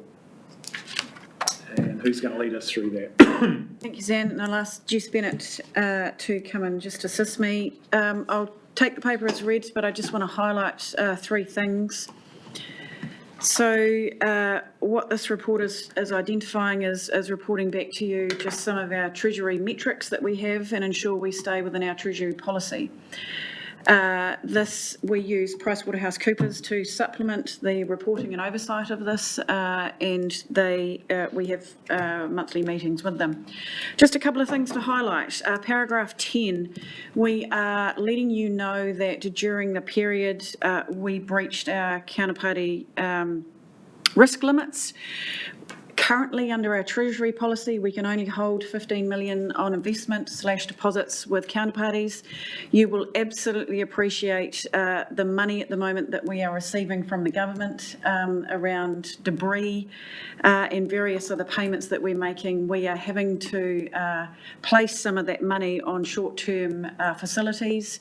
We do that with Jarden. Unfortunately, Jarden use ANZ behind the scenes, so that has triggered our counterparty risk limits. We adjust those as soon as we identify those and we'll place funds somewhere else in the event that that's needed. But we've breached a limit in trying to do the right thing, if you understand what I'm trying to get to there. The other thing is paragraph 14, we have interest rate risk control. So we have minimum and maximum hedging requirements for a number of our buckets of lending that we have. You will see in the 48 to 60 month bucket, we have gone under our minimum fixed lending amounts, and we will remediate that when we, at the earliest opportunity. I will highlight here, though, just in general, our hedging strategy needs to be looked at as we go through the long-term plan. So the initial hedging strategy that we have in place was set at the last long-term plan. That identifies minimum and maximum amounts that need to be hedged, but if you think about the last long-term plan and the spending that we anticipated in that plan, is a lot less than actually what we're going to see in the future, and we're going to need to adjust our hedging strategy. So we don't necessarily and haven't had any instances of non-compliance in that, but I think going forward we need to start looking at how we hedge and what we hedge and the term at which we do that on. That is all I would like to raise on this report, but open to any other questions. Is there anything I've missed, Jess? Can I just observe, and I was going to say this in the introduction and apologise, ordinarily this paper would go to risk and audit. We haven't just snaffled, we haven't just stolen this paper without consultation. So the chair, Steph Malone, as the chair of risk and audit, did approve this transfer, and it was simply done to ensure that the information was looked at in good time rather than being very stale next year. Questions? Councillor Williams. Yeah, sorry, you were popping out. This is the dumb question that I foreshadowed earlier. Jess, good morning. I just like to have explained to me a little bit more on the doing the good thing point that Susie raised around paragraph 11. Firstly, what is the counterparty risk policy? What is counterparty risk? What is the counterparty risk policy? And could you just unpack paragraph 11 a little for me, because I didn't understand it. Okay, so the counterparty risk policy that we have in place is to limit our credit funds with registered banks to $15 million per counterparty. So we might be saying 15 million with ANZ, 15 million with Thank you. BNZ, etc. So each of those is a counterparty. Yeah, and I think while those limits seem fit for purpose in our normal BAU operations prior, now this level of funds that we've been, or volume of funds that we've been dealing with, is just putting more pressure on those particular limits to manage the funds accordingly. So Best returns and things like that. well, not even really about the returns. It's just because we've got just much more volume. We've got funds flowing in and out of those accounts more regularly. So we're hitting those limits and having to more actively manage that than you otherwise would. Okay, thank you. Can I just add to that, though, that the policy itself also highlights where we can put counterparty funds. So we can't just place funds with Martin Williams Incorporated, who's going to give us a 7% return. We've actually, under the policy, got requirements that we can only place things on I think it's a AA or AAA rated institutions. So. You're suggesting that I'm not? A good example for the public. Yeah. We didn't know, Councillor Williams, that you were so wealthy as to have an external credit as rating. well. But the second part of that then is that just unpacking how those transfers and what was going on there in terms of taking things out of managed funds and putting them on higher interest rates and all that sort of thing? What was that? Sorry, not through managed funds, it's just that we have some cash management accounts with Jarden I that see. sit They with just need cash, under they're cash. ANZ, Yeah. but our usual day-to-day banking sits with BNZ, so it's just managing it between those I see. parties So at it's the just moment. a cash facility. Thank you. Yeah, if I could more simply put it through Chair, is that we're not having all our eggs in one basket, and the amount of eggs that we had pre-cyclone was a lot less, which is how those limits have been set. We're now dealing with a much bigger basket, so it's putting pressure on those limits essentially. Thank you. Which just goes to reinforce the point that Susie made earlier, was that we've kind of been at an inflection point really around our Treasury policy and all our particularly the crunchy point is around the Treasury policy, that we've gone from very low levels of borrowing and a relatively small balance sheet from a borrowing point of view to post-cyclone the complete opposite. So we are going to have to dust off at Treasury policies and make sure that they're fit for that new purpose, and they'll undoubtedly need to change. And there's a little bit of, and the good news about this paper is that the system is picking up exceptions and reporting them, so we can have confidence in the system. Got it. Glad I asked. Thank you.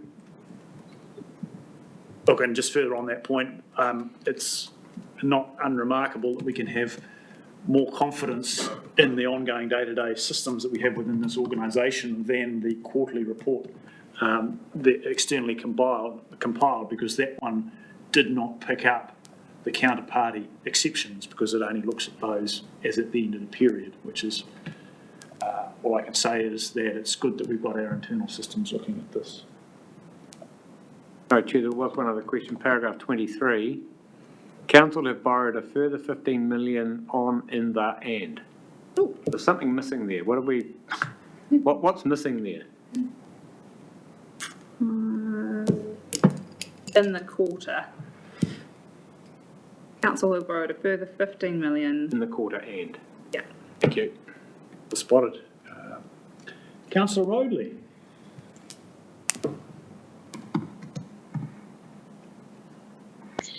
Thank you, Chair. Just not sure if I want to steal Martin's limelight on the dumb questions, but probably for you, Susie.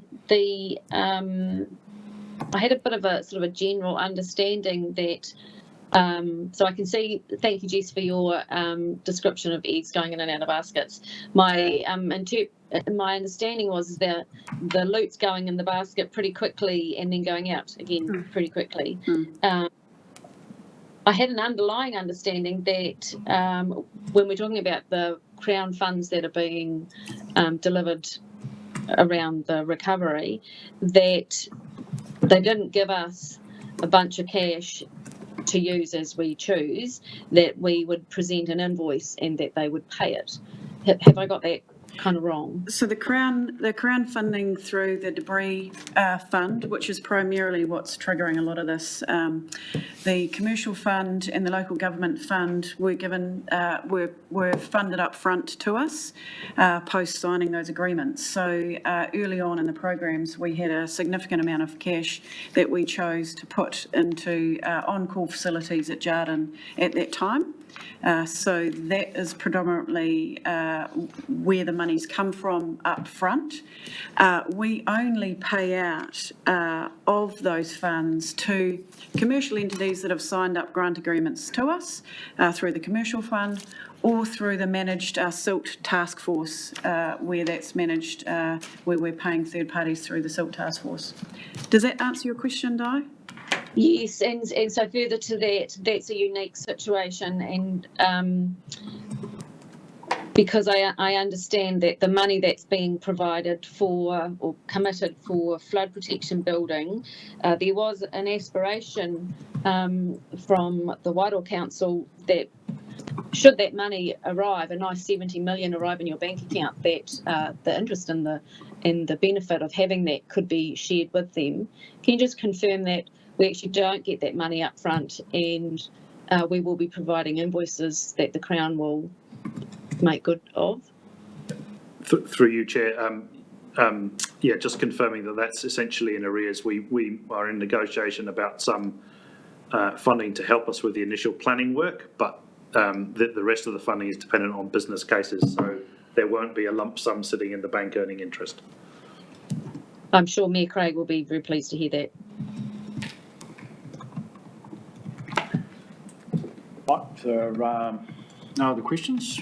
Move the paper by Councillor Williams. I will second that and speak to it very briefly. Councillor Williams, do you want to say anything? Okay, so I'm just, it's one of these elephant in the room things at 28. The fact that there is this ongoing through the state of the capital markets at this stage, we, in terms of our investments, face the double jeopardy of reducing values in the short term in our managed investments and reducing share values in the Napier Port. And one can look through that in the short term, but not in the long term. So all this does, whilst those figures, such as being $14 million behind the protected capital amount in page 28. I see Tom looking slightly askance there.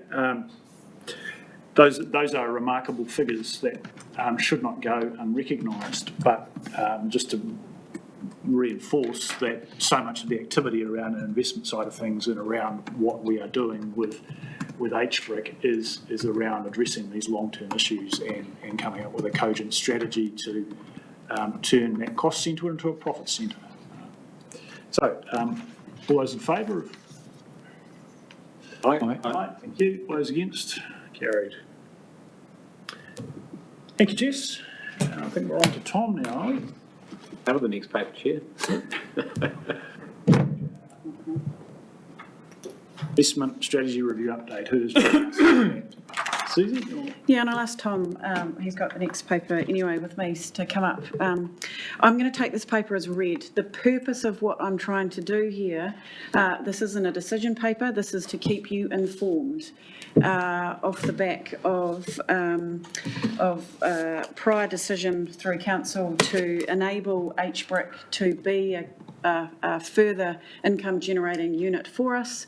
I'm just keeping you informed of the progress around the investment strategy changes, primarily under the wing of Tom. We have a project manager behind the scenes now that is helping us to enable various streams of work to happen.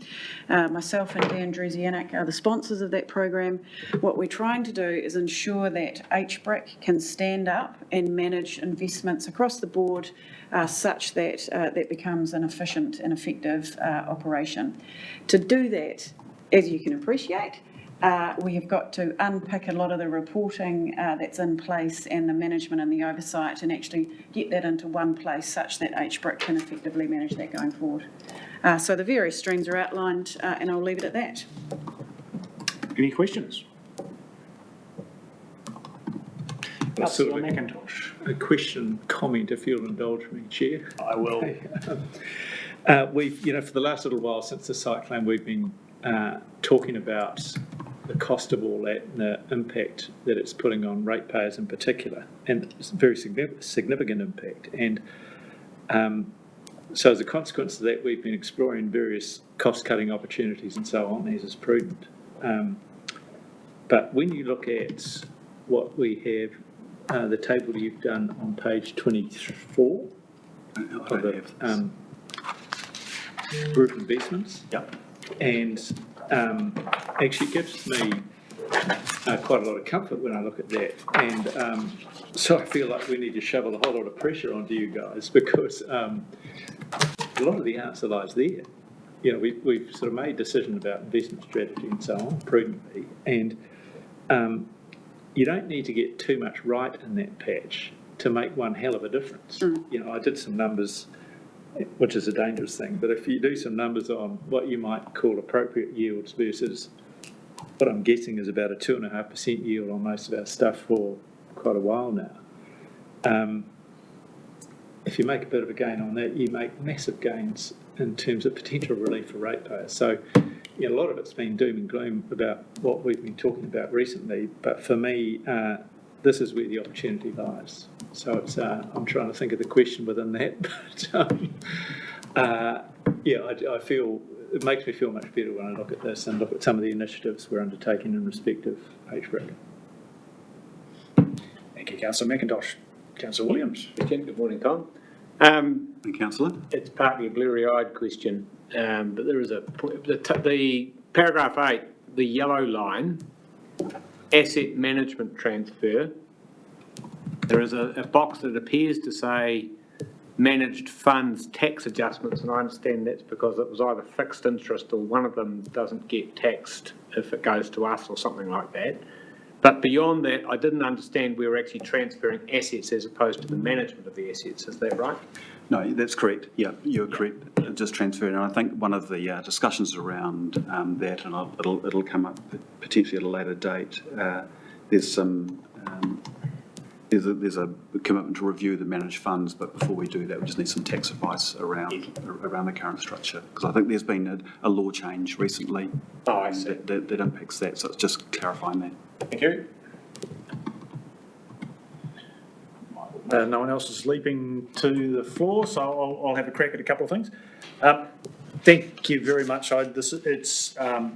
This reorganisation is moving at pace, which is extraordinary for local government. So I just compliment both Mr. Skirman and Mr. Druzianic, who's not here, and our Susie for their efforts there. And I think those other people that I haven't mentioned that are also making this all happen. Look, at actually an observation, at point 8 and the blurry sections, the blurry green section. Really not blurry enough. Is the partner of the blurry yellow section that Councillor Williams was struggling with. Branding, Te Matau Investments. Yes. I got quite excited when I saw that because I find it very difficult to explain what HBRIC is to anyone who isn't steeped in local body politics in Hawke's Bay. So to have a more meaningful banner for that investment is more worthwhile than you might think at first glance. So I'm very happy that that's wise expenditure of a very modest amount of money. I expect to do that. Yeah, so that's a project that's actually been in the burn for a long time, and we actually went through a rebranding process, and you may remember we actually brought it back to through the Māori Committee a couple of times just to test branding and test names and things like that, but we have sat on that until once the investment review was initiated. It made sense just to sit on that until that was kind of locked in and things like that. So. Railway. And just a question on the table directly above that, just to be able to understand the note. So we have Napier leasehold, $41 million with a couple of asterisks, and then we have, it's the HBRIC loan, the single asterisk. Not note offsetting but unprovisioned HBRC debt, and it was the word unprovisioned that I was trying to understand, because unprovisioned can have some quite negative consequences, and I just wanted to understand the net effect of what was being communicated here. When I say unprovisioned in the normal course, it is not anticipated in our financials at the moment for repayment of that amount. That is what that essentially is referring to. Okay, so that doesn't change the net position, it just changes the expectations, or it doesn't change or doesn't modify expectations about when that may be repaid. Thank you, I'm very happy with that explanation. Do we have any further questions? If not, I'll put the recommendation that we receive and note the paper. Do I have a mover for that recommendation? Councillor McIntosh, and a seconder. Oh, Councillor Roadley, was that nodding there, was that a second? Yep, thank you very much. Would either of you like to speak to that motion? No. So all those in favour, say aye. Aye. Those against, carried. Thank you. Right, so we've got 7 minutes until lunchtime, I believe. I can do it. Yeah, you reckon we can do it? We'll come close. Happy to move. Floor's yours, Tom. HBRIC quarterly update. So firstly, an apology from the HBRIC chair, Dan Druzianic. He's got a conflicting board meeting today, as has the chair of the port. And so apologies from them. If I get into any difficulty with the financials, I'll call Jess up quickly. But I don't propose to go through the Napier Port because you've got a presentation from them after lunch, and we've just talked about the investment strategy. So effectively, you've got, this is the first quarter, you've got some numbers there that reflect, sort of surpluses that are massively influenced by the timing of costs through the year, some higher interest rate costs. And I think probably only relevant is that HBRIC is deliberately holding on to its costs in terms of while this review and focusing on this review process, because I think that's important that we focus on the review process rather than, running around looking for investments that you may not think were the best thing, post the sort of the review process and the opportunity to look at the entire group portfolio more sensibly. So, we are considering investments and looking at opportunities, but we are sort of being restrained in that respect. To your point earlier in terms of, the decrease in financial position, obviously a reflection of fluctuating values in what we hope to be rather, quite long-term held assets. And so we just have to sort of live with that volatility in the interim. But your point earlier is noted. And so really the focus probably should just be just a quick update on Food East and us. The changes following the AGM to the board have been noted. Councillor Foss's contribution was acknowledged at the AGM. HBRIC made 3 appointments to the Food East board. One of those appointees has been appointed as chair by those directors. They've conducted a strategy review workshop. Our HBRC's chair was invited to that, and she reported that she thought that was a good outcome. I think the direction they've got from the shareholders is, focused very much on, on getting tenants in the door, and it seems to be, that message is, it wasn't the message that needed to be made, but it has been, clearly internalised. And so, so the building remains on track, and that's there. So really, just happy to take any questions on that. But I'll just, before I take questions, just acknowledge the 2 directors on the call, and if they want to add any comments, please do. Thank you, Neil. Councillor Williams. Yeah, thank you. Look, I'm not sure if I've asked this question before, but I just don't quite understand the timing. So I'm wondering of the receipt of, the port declaring like it just has a final dividend, the port releasing a dividend to HBRIC, HBRIC releasing a dividend to HBRIC releasing us or the funds that we've assumed in our budgeting. Can you just talk me through how that works on an annual calendar basis? We've got an assumption of 11 million coming from HBRIC in our budget we talked about as a council. It says, that was an earlier item you were here for, Tom, it says that HBRIC's anticipating a $6 million dividend from the port at some stage. How does this all work annually? Somewhere between the 2 of you, you might be able to help with that. I'll give you, so thanks for asking the question, because it's actually one that I prepared for. And so how you have to think about it is that, is that the port's final dividend is our interim dividend, and then their interim dividend is kind of our final dividend in terms of that split across the financial years. You've lost him. That was really good. In terms of the timing, and so what generally turns up, I think, is the final dividend is the larger amount which we receive around about this time of the year. Right. And in terms of the timing of that, we generally make sure that we pass that through as quickly. As an interim dividend. Yeah. So generally when we receive it, we pass it through quickly, and because that dividend has been down in the, and sometimes, HBRIC will retain a little bit of it, but the last couple of times, because of the lower dividend, it's been passed through effectively just as soon as we receive it, it'll come straight through to you. In terms of one more thing before Jess explains everything properly. Probably through the investment strategy review process, one of the key things that came out of it is that long-term plan expectation that's sitting there in the current long-term plan and projected through was based on some modelling done around about the time of the IPO that was very optimistic, certainly at the higher end of the range around port dividends, and so that's effectively ramped up. And so what we've done through the process of the strategy review is kind of reset that expectation down to something that's more reality. So I know it will feel like a big drop in terms of what's coming in and what's in the plan, but we sort of come to this point that what was in the plan was effectively incredibly optimistic in the first place. And to be fair on those who came before us, they probably didn't factor in COVID or Cyclone Gabriel. So It was. And we now have to factor these things in.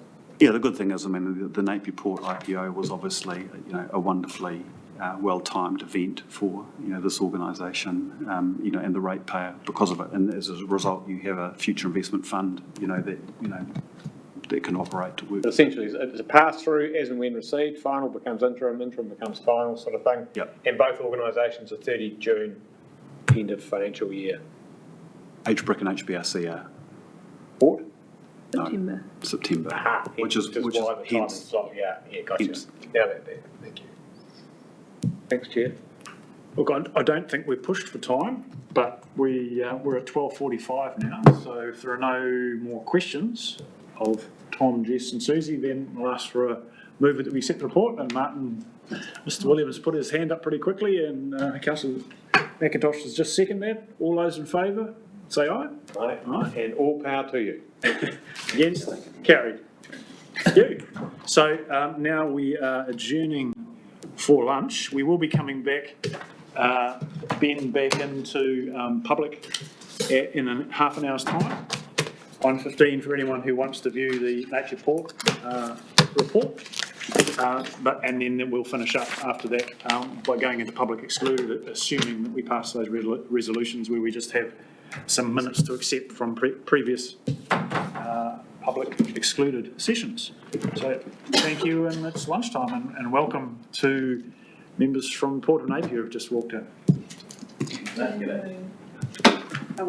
It's lunch.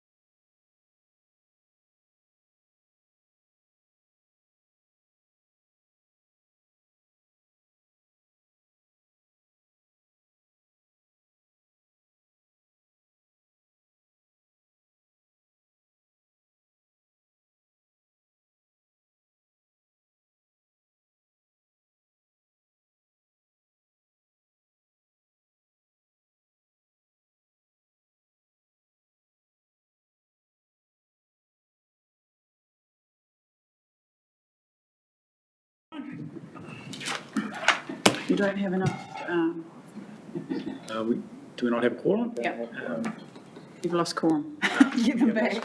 Right, we will try and address that.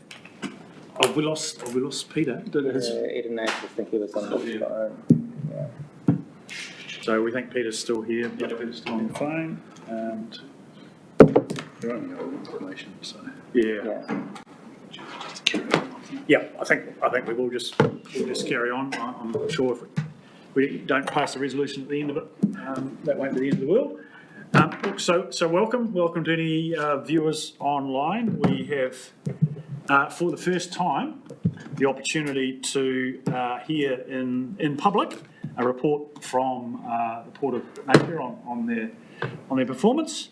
Look, and I just thank staff and leadership of Napier Port for agreeing to take this step. As a public listed company, obviously you have to be very careful about disclosures and not disclosing anything that is not disclosed to the market. And so this will be probably a fairly generic presentation, I'm assured, but it's a valuable both informational and relationship thing for this council. You are our biggest investment and you're very important to this regional economy. So Todd and Kristen, Todd Dawson, Kristen Lee, welcome, and the floor is yours. Thank you very much, Chair, and thank you for the opportunity to come along today and present an update on the year's performance at the port. I am going to just run through a fairly standard presentation that we've provided to the market, but happy to take questions and things at the end as well. So I will start to work my way through the slides. The first slide is not to be read in detail, but it's the important notice and disclaimer that this isn't any kind of financial advice that you should be potentially taking. You need to seek your own independent advice, etc. So yes, just for those that don't know me, I'm Todd Dawson. I'm the Chief Executive of Napier Port, and on my left here, Kristen Lee, the CFO for Napier Port.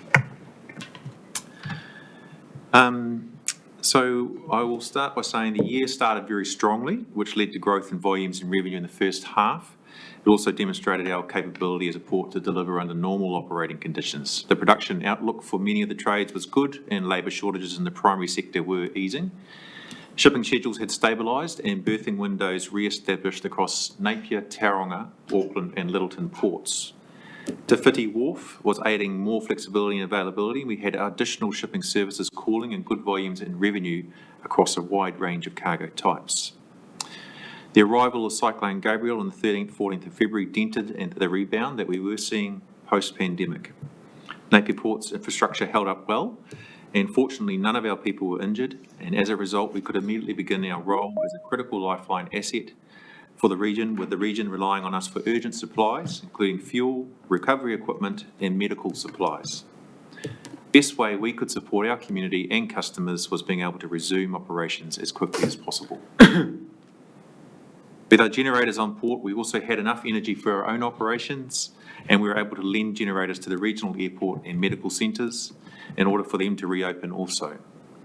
We were also able to preserve our customers' cargo that was on port, ensuring it stayed chilled until it could be exported, and one of our largest customers, Panpac, moved into our offices to set up and run their emergency operations functions and remained with us for approximately 2 months following the event. Within 24 hours of the first few days of the event, the Defence Forces had also arrived at our port gates, and we became a community base for both the New Zealand Army and Navy. The first fuel tanker and container vessels were back in port within days, and the first cruise vessels around 3 weeks later. Our whole team performed outstandingly during this crisis and are proud of the role that the port played in the region's cyclone response and continues to play in our region's recovery. Cyclone Gabrielle's damage to regional infrastructure, including road and rail, and some customers' crops and premises impacted on cargo volumes, softening our overall trade volumes and financial results for the year. Comparing our trade volumes to the previous financial year, total trade decreased 14.4% to 4.6 million tonnes. Containerised volume decreased by 12.7%, and this was primarily due to the closure of Pan Pac's wood pulp and timber mills, and lower produce and other chilled exports due to crop losses following the cyclone. Bulk cargo volume decreased by 12.8%, and this was largely driven by a decrease of 11.3% in log export volumes due to less harvesting as a result of adverse weather, damaged roading infrastructure, and subdued log export market conditions during the year. We saw 64 cruise vessels called to Napier Port compared to 1 in the previous year. Container vessel calls increased by 23.6% due to a combination of the supply chain becoming more fluid and early positioning of containers for the summer export season. Charter vessels calls decreased by 12.3% in line with the reduction in bulk cargo volume. Trading volumes reflect the impact Cyclone Gabrielle had on the second half, and this was mitigated to a degree by a buoyant first half and the recovery in some products in our fourth quarter. Log exports that had been pushed back by the Cyclone Gabrielle ramped up in the fourth quarter, resulting in volumes on par with the same quarter last year.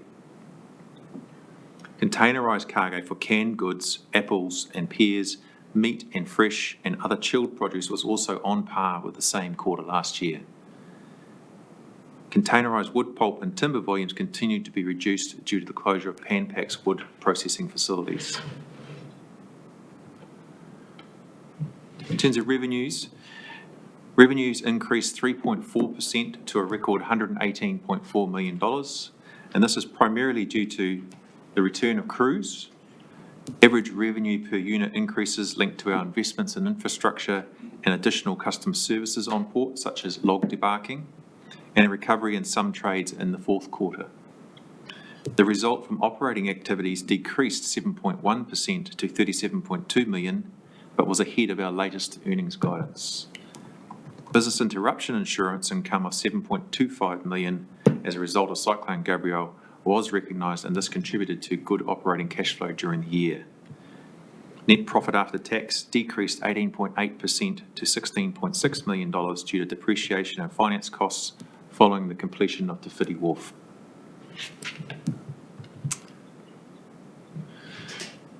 The cyclone reinforced the considerable resilience we have built into Napier Port, operationally, but also with our culture and our teams as well. Our team were communicating with cargo owners, transport operators and shipping lines several times a day, providing updates on port capability, logistics, receipt and delivery of cargo. Our annual independent customer survey rated our team a 10 out of 10 for service and communication and an 8 out of 10 overall. This is the third year in a row we've seen an uptick in customer satisfaction, and it gives us confidence that we're offering a premium service to cargo owners and shipping line customers. This year further motivated and challenged us to use our wharfs and space on port in different ways, and we were able to adapt and accept new cargo such as wood chips and wind-thrown storm-damaged timber, with a particular focus on being dynamic in our approach to our asset utilisation and resource allocation to meet the required demands. This has improved our operational flexibility and efficiency, as well as the availability of wharf space. With less containers on port, we have brought forward planned pavement upgrades and expanded our storage availability, as well as the types of cargo we hold on port in anticipation of continued growth. The flexibility we've built into our operations enables us to respond as the landscape has changed.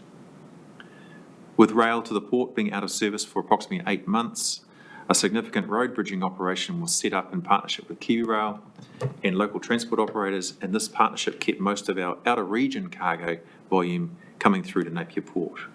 We were able to swiftly support the establishment of a temporary coastal shipping initiative, and at the end of the year, and with the rail line reinstated during September, we officially launched our Viewpoint supply chain service, which is the landside road, rail and warehousing services we have been developing over the past 18 months, growing Napier Port's presence further into the central North Island and hinterlands. Again, this year we are pleased there were no serious harm incidents on port, and we remain vigilant when it comes to safety, and we paid particular attention to critical risk management and elimination, as well as people's well-being, with a range of tailored support available for our teams. Some of our teams were more impacted by reduced volumes than others due to the cyclone, and it's important to keep people, it has been important to keep people meaningfully employed, and we've focused on secondments and redeployments such as our Portpac team, who undertook a 6-month secondment to Port Otago, and our Night Rail team, who relocated to Heinz Waddy's site in Hastings to support the road bridging operation. The cyclone has further enhanced our focus on cost containment, which we will retain as the volumes recover, and this includes deferral of spend on non-critical CapEx and OpEx, a hiring freeze currently in place, and reallocation of resources and parking up of some plant and equipment. This year, our total carbon emissions reduced by 10% in line with reduced volumes. This was largely due to less fuel and electricity consumption. However, on a per tonnage metric, emissions increased as a result of increased vessel calls and marine movements, including cruise vessels. We have continued to make good progress on the 100 initiatives identified in the launch of our strategy and action plan 2 years ago, and just over 60% of those are underway or ongoing at the end of this financial year, which is an increase from 47% at the end of last financial year. We refreshed our climate change risk assessment based on newly available climate data, and this assessment informed our third climate change related disclosure and resulted in updates to our physical risks and transition impacts. I'll now hand over to Kristen. Thank you. Just provide a little bit more detail on our result from operating activities, which is we consider to be our key result metric in operating the business. As Todd noted, the result from operating activities of 37.2 million has decreased by 2.8 million or 7% compared to the prior year, while total cargo volume by weight has decreased by just under 14%. This result is excluding 7.25 million of business interruption insurance income and related expenses, which are reported elsewhere in our financial accounts. Whilst hypothetical, this insurance income added to our actual result from operating activities indicates and gives us confidence that under more normal trade circumstances, the result would likely have been a record result. Though, of course, this is not actually eventuated.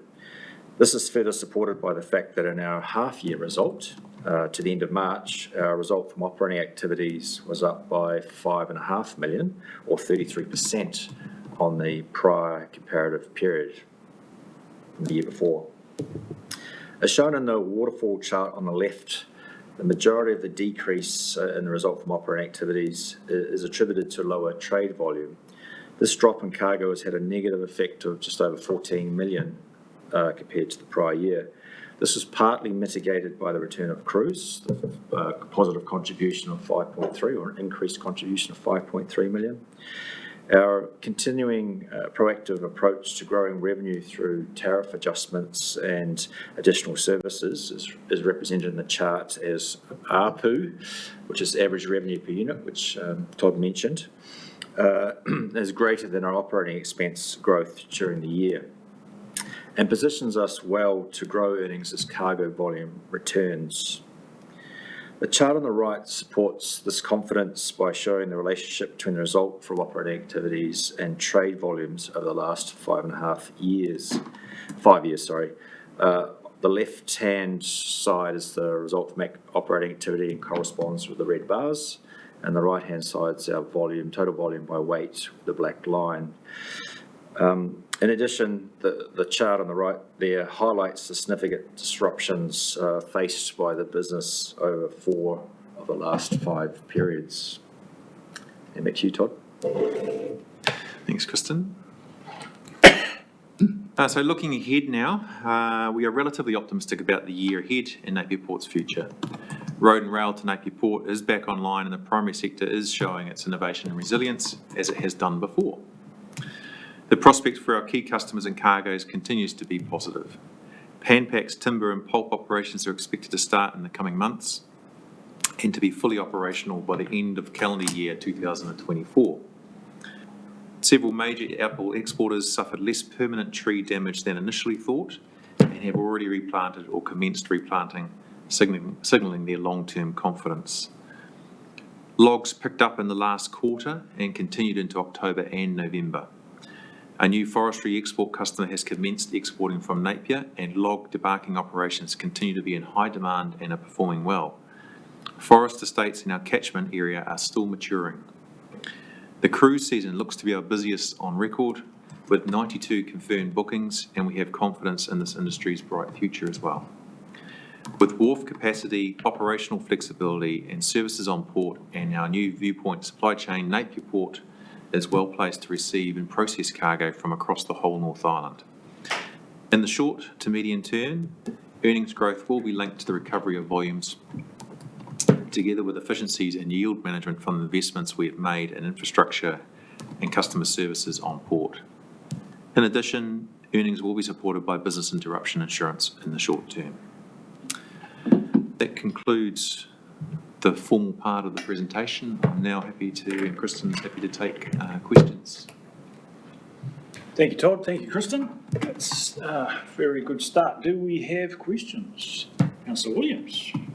Thanks, Todd and Kristen. It's a credit to the organisation, the way you're able to withstand the headwinds that you've had and make some joy out of the misery that the cyclone brought with volumes through your APU and what have you. But the point that I guess interested me from a long-term future perspective is the slide point you had, Todd, climate change risk assessment updated with new climate data, and you mentioned your disclosure statement about that.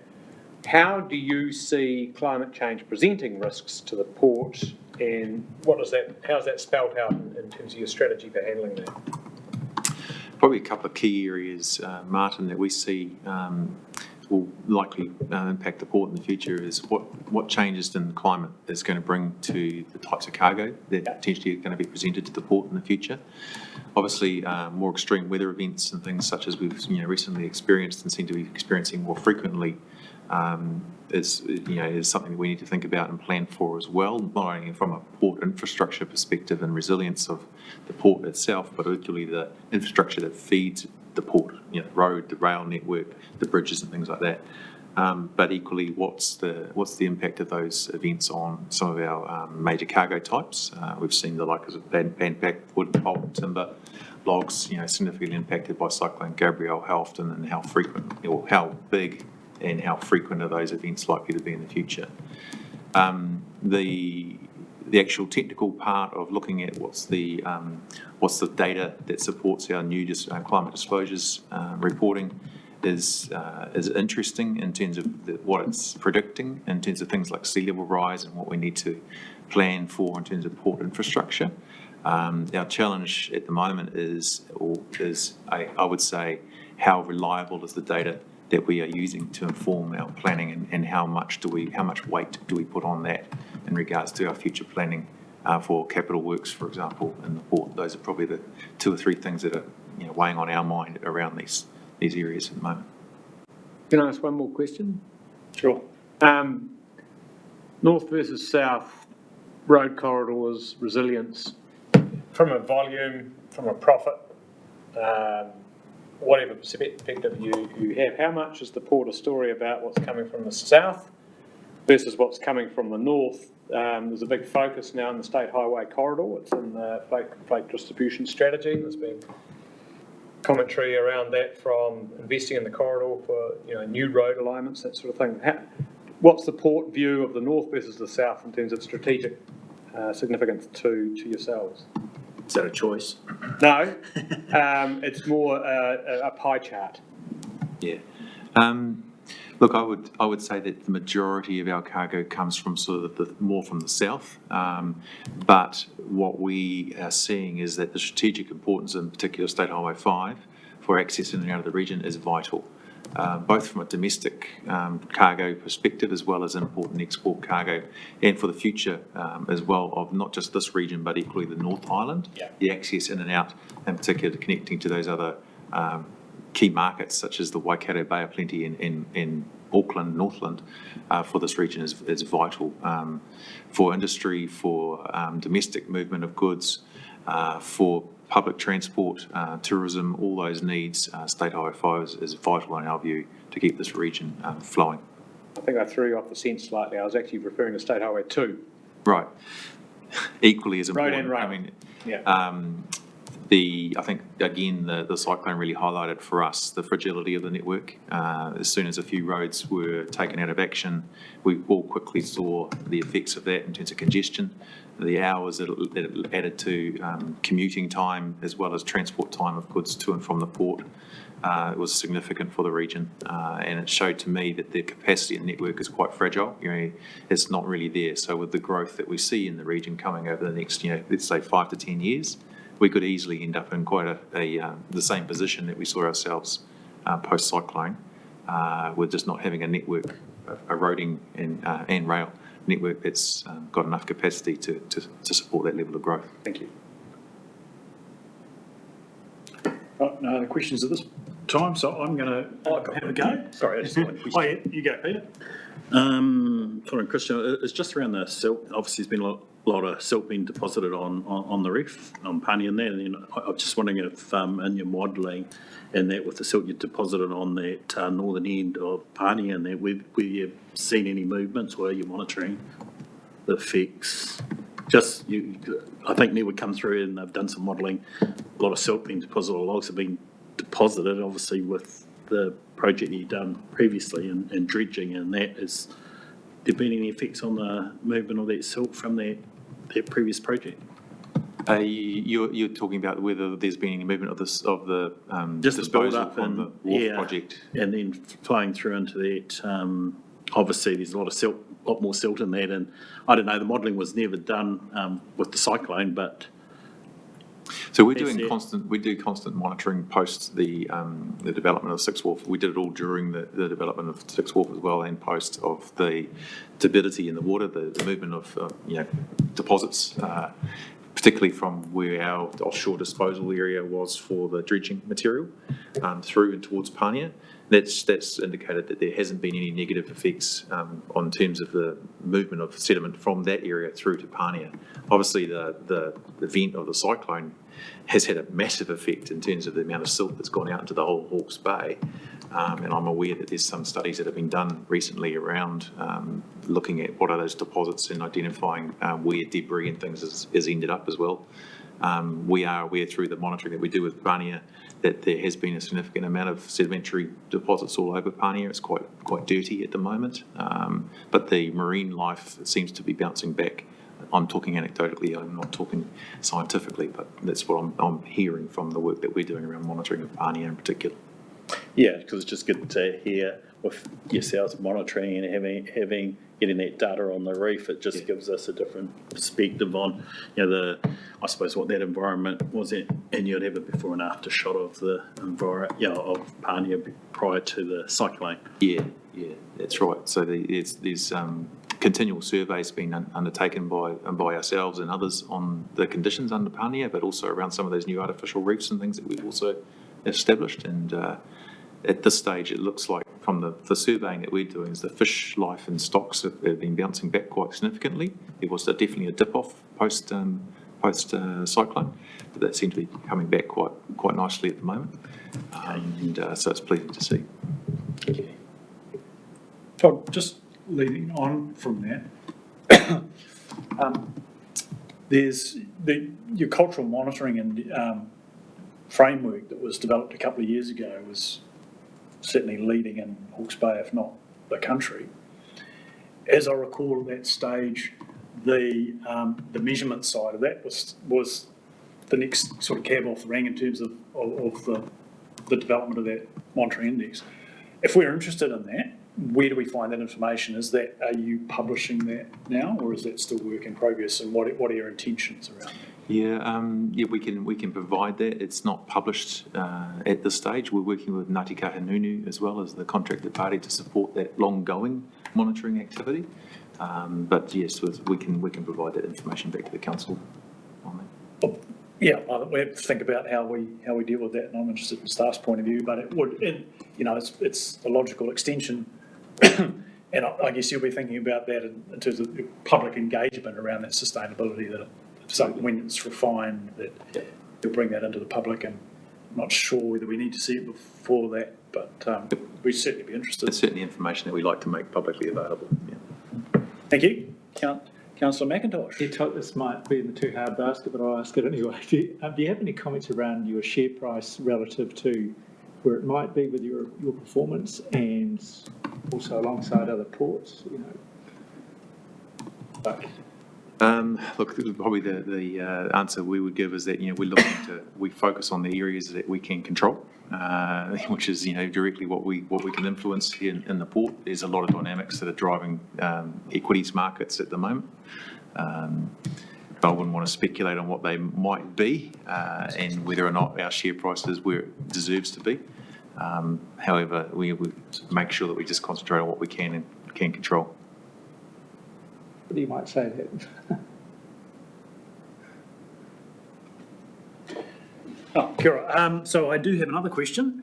Look, guys, you'll be aware, I'm sure, that the Regional Council administers a regional land transport plan, and Councillor Williams will put me right if I get it wrong by saying that we're going into consultation on that early next year. My question is around your thoughts on or a understanding of how that works and how a regional land transport planning dovetails in with your business, whether we could be doing that better, and also specifically any sort of comments on coastal shipping that you could add to let us understand better how it all works together and what the potential future looks like. Yeah, sure. So from a regional land transport planning perspective, the port's engaged with the Regional Land Transport Authority or planning group around understanding what's happening and being part of that process and adding our thoughts and ideas into that. And really encouraged over the last 12 months that at a regional level as well, we've been supporting the development of a freight and distribution strategy, which will hopefully dovetail quite nicely into the regional transport planning process, and that's been governed through the Matariki group. That's, for me, that's a great start for us as a region to come together and think about more the holistic system transport requirements from a freight distribution perspective, what we need to plan for to address some of those things we talked about before around Councillor Martin's questions around the roading network. So that's great, and we'll continue to provide input to that. The coastal shipping side of things, it's quite a complex picture to try and get your head around. There's a lot of coastal shipping in New Zealand already that supports both the container trade and the bulk trade.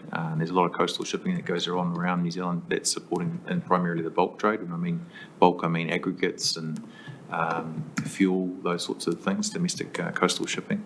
On the container trade, it's a little more troublesome to try and wrap your head around. The viability of establishing a New Zealand domestic coastal feeder network is proven to be very, very challenging and maybe not necessarily viable as the international vessels need to go up and down the coast anyway, and there's many, many of them. To establish a domestic coastal feeder to replace that capacity that's already in the network commercially is very challenging. Thank you. That's very helpful. If there are no other questions online, what we can do, I think the agenda quite caught up in terms of the the motion to be We received the presentation? Yes, so we just simply receive and note the presentation with our thanks. But before we do that, and I'm going to move that, and Councillor Williams, did you want to second that? Yeah, thank you. But I think, Nick, did you just want to ask a comment? Just wanted to say, in addition to all the commercial value that the port adds to the region, just a huge thank you to the port for all your work during the immediate response to the cyclone, and the significance and ongoing input you've had into the recovery process, which will take the region a considerable number of years, but we're well on that journey. So, yeah, an awesome job done by the port, and a huge thank you. Thank you, Nick. Appreciate it. Thank you. Wonderful. Thank you. Look, so we can move to the motion's been put. All those in favour? Aye. Against? Carried.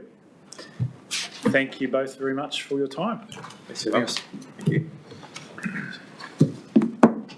Right, so if it all goes to plan now, we simply have a matter of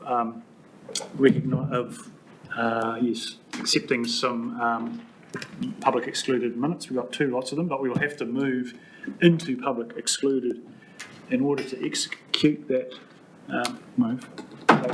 So, Councillor Foley, are you moving that we go into public excluded? Do I have a seconder for that? Councillor McIntosh, all those in favour say aye. Aye. Against? Carried. Thank you.